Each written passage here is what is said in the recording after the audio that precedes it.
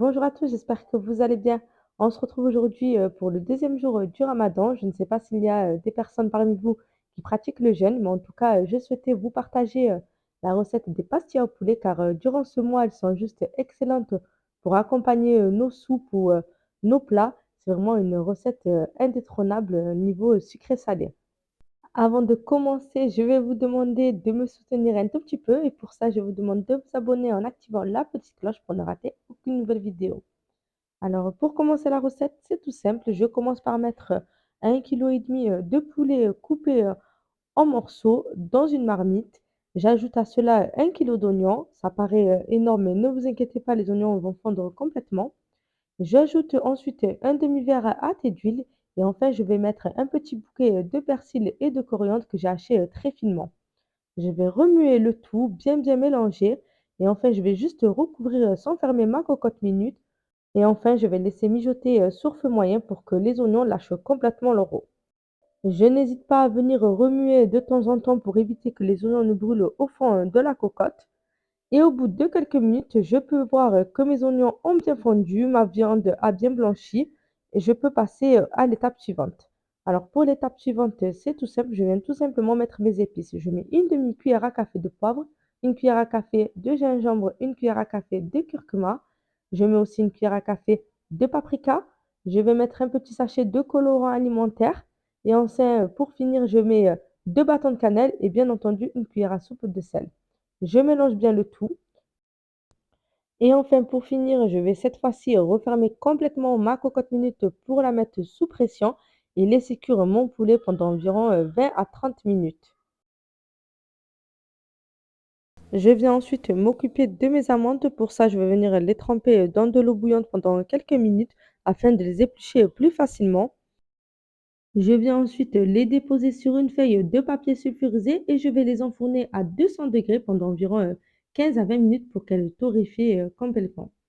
Une fois que mes amandes sont bien dorées, je vais venir les hacher dans un robot et j'attends qu'elles soient complètement en poudre.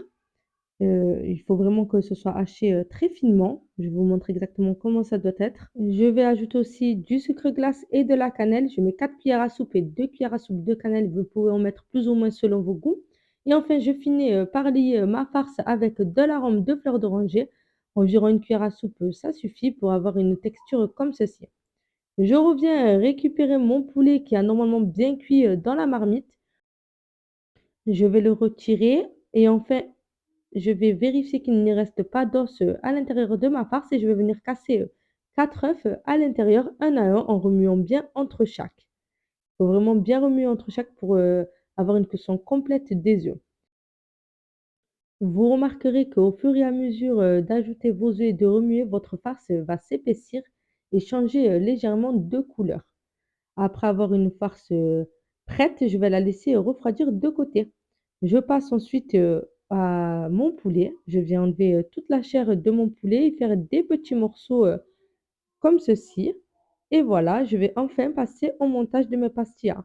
Alors comme je vais faire, 8 pastillas, sucrés salés, je vais découper, des cercles de la taille de mon porte-pièce, avec 4 feuilles.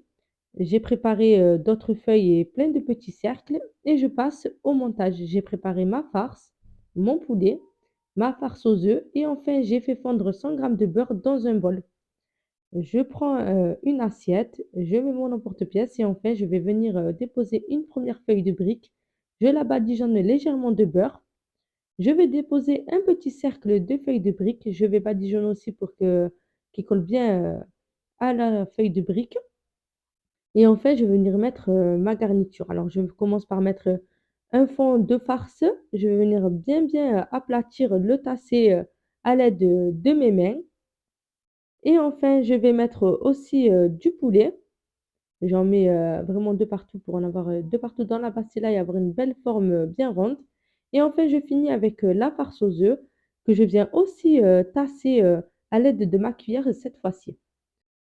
Enfin, pour finir, et refermer ma pastilla, je vais d'abord mettre un petit cercle de feuilles de briques, que je badigeonne encore de beurre et enfin, pour refermer complètement ma pastilla, je récupère la feuille de brique qui est du dessus, je viens la replier, sur elle-même tout en badigeonnant au fur et à mesure, à l'aide de mon pinceau pour bien que la feuille de brique se fixe. Après l'avoir fermé complètement, je badigeonne bien de beurre et je vais venir, vous montrer, comment le résultat doit être. Je les dépose sur une plaque, de papier, sulfurisé et je les enfourne à 200 degrés pendant 20 minutes.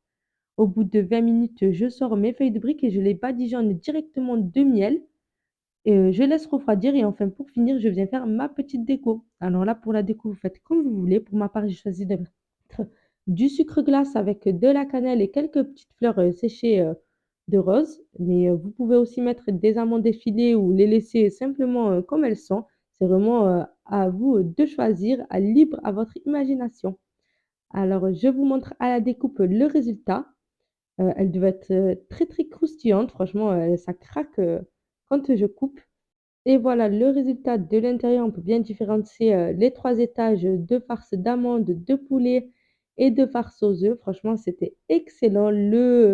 L'équilibre du sucré salé était, réussi à 100.